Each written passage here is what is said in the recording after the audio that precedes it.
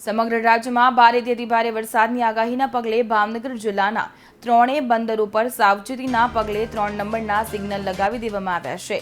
માછીમારોને દરિયો ન ખેડવા માટે સૂચના આપવામાં આવી છે। રાજ્યના અન્ય જિલ્લાઓની સાથે ભાવનગર જિલ્લામાં પણ ભારેથી અતિભારે વરસાદની આગાહી સાથે રેડ અને ઓરેન્જ બંને એલર્ટ આપવામાં આવ્યા છે, જેના પગલે દરિયો પણ તોફાની બને તેવી સંભાવનાઓ નકારી શકાય તેમ નથી, જેથી ભાવનગર, ઘોઘા અને અલંગ પોર્ટમાં પણ 3 નંબરના સિગ્નલ લગાવવામાં આવ્યા છે। તો ભાવનગર જિલ્લામાં ભારે વરસાદને લઈને બંદર પર 3 નંબરનું સિગ્નલ લગાવવામાં આવ્યું છે।